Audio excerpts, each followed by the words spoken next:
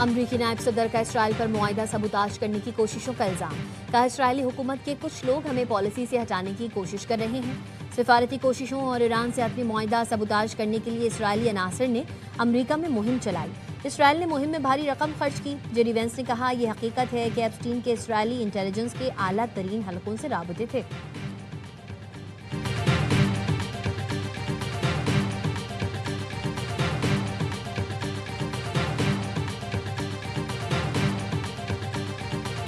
اسرائیل نے عربوں کو اونٹوں کے دور میں پہنچانے کی دھمکی دے دی. ترجمان خاتم الانبیاء ہیڈ کوارٹرز نے کہا امریکہ نے ایرانی انفراسٹرکچر نشانہ بنانے کی جرت کی تو خطے کا انفراسٹرکچر تباہ کر دیں گے. خطے کے انفراسٹرکچر کا ایک ایک ٹکڑا ایسے تباہ کریں گے جیسے کبھی اس کا کوئی وجود ہی نہ تھا. عربوں کو اونٹوں اور سینڈل کے دور میں واپس پہنچا دیں گے.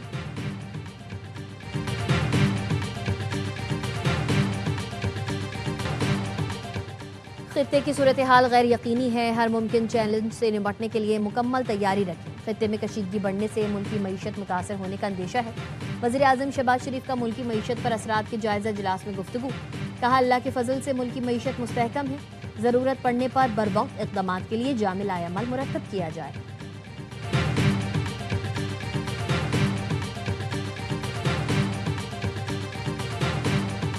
ہاتھ کھڑے نہیں کیے. پاکستان نے امن عمل سے دستبرداری کا تاثر مسترد کر دیا.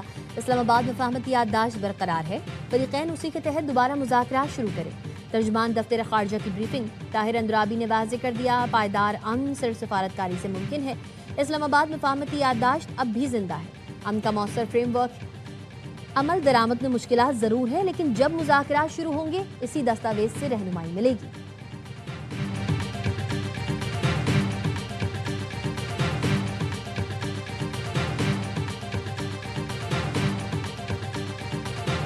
Pakistan world artificial intelligence cooperation organisation کا بانی رکن بن گیا.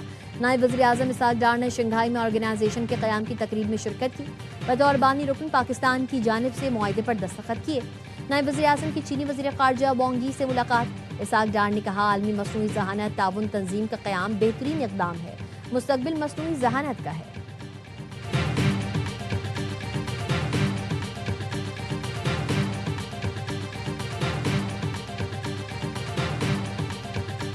پاکستان جی ایس پی پلس سے سب سے زیادہ فائدہ اٹھانے والا ملک قرار. 2024 میں پاکستان نے 7 ارب یورو سے زائد کی مصنوعات برآمد کر کے فائدہ اٹھایا. یورپی یونین کی جی ایس پی رپورٹ جاری. پاکستان جی ایس پی پلس اسکیم کے تحت دنیا بھر میں سب سے بڑا برآمد کنندہ ملک رہا. پاکستانی ملبوسات، ٹیکسٹائل، چمڑے، تیار خوراک اور دیگر مصنوعات نے رعایتوں سے نمایاں فائدہ اٹھایا.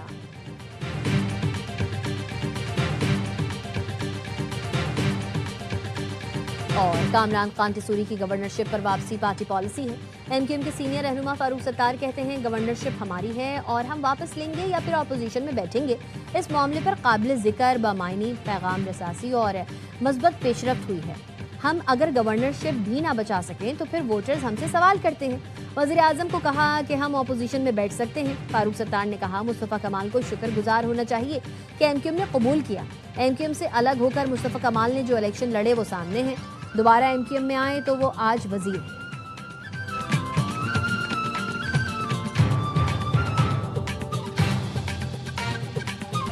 بجلی گھروں پر حملے کی دھمکی. ایران نے جوابی حکمت عملی بنا لی. ایران نے حوثیوں کو تیار رہنے کا پیغام بھیج دیا.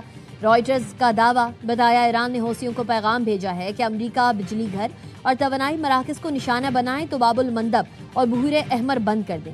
ایرانی حکام نے پیغام میں کہا اہم آبی گزرگاہیں بند کر کے عالمی تجارت متاثر کی جائے. حوثیوں نے حدیدہ اور خلیج عدن کے ساحل پر میزائل نصب کر دیے. حوثی گروپ عالمی گزرگاہ نشانہ بنانے کے لیے حکم کا منتظر ہے. امریکی صدر ٹرمپ نے معاہدہ نہ ہونے کی صورت میں ایران کے بجلی گھروں پر حملے کی دھمکی دے رکھی ہے.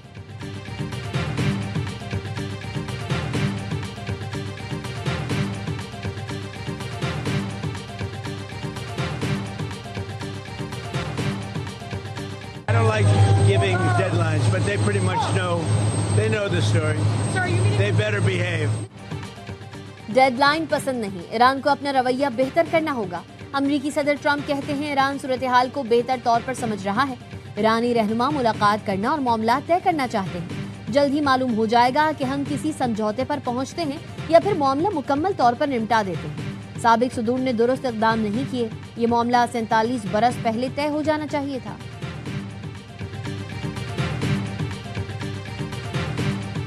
امریکی فوج نے بھی صہیونی فوج کی روش اختیار کر لی ہے. اہواز میں شہید بقائی اسپتال کے قریب حملے کے بعد اسپتال میں افراتفری، مریضوں کو منتقل کیا گیا. وینٹیلیٹر پر موجود مریضوں کی آکسیجن سپورٹ پر منتقلی، مریضوں کی دوائیں، کھانا، پھل اور کپڑے استعمال میں رہ گئے.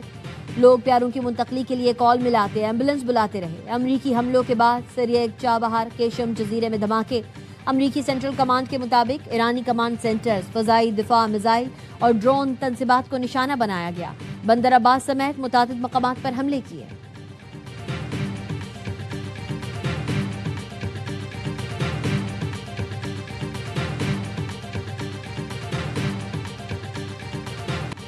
ایران نے امریکی نائب صدر کو مذاکرات سے مالی فائدہ اٹھانے والوں کے نام بتا دیے.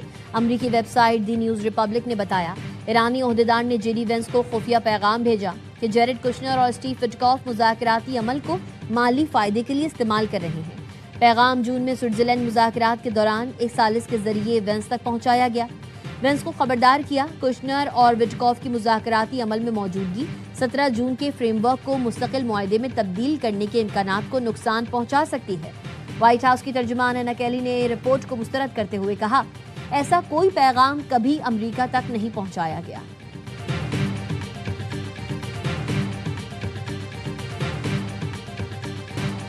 پی آئی اے کے لیے 16 نئے طیاروں کی خریداری میں بڑی پیش رفت. وفاقی وزیر داخلہ محسن نقوی کا واشنگٹن میں بوئنگ کمپنی کے ہیڈ کوارٹرز کا دورہ.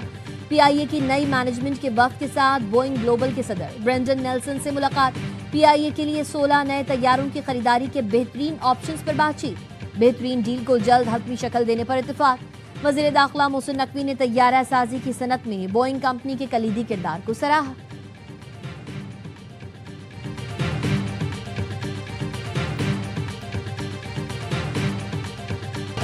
بین الاقوامی مارکیٹوں میں خام تیل کی قیمتوں میں کمی. لندن برانڈ 0.63% کی کمی سے $84.41 فی بیرل پر آ گیا.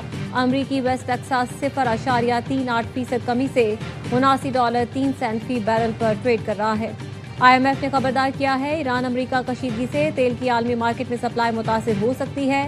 رپورٹ کے مطابق آبنائے ہرمز کی بندش سے روزانہ 2 کروڑ بیرل خام تیل ریفائنڈ مصنوعات کی فراہمی متاثر ہوئی. خلیجی ممالک نے بحران کے دوران متبادل راستے استعمال کیے جو ہرمز کے نقصان کا صرف ایک چھوٹا سا حصہ ہی پورا کر سکے. اب عالمی منڈی میں تیل کی قیمتوں کے جھٹکے برداشت کرنے کی گنجائش تقریباً ختم ہو چکی ہے.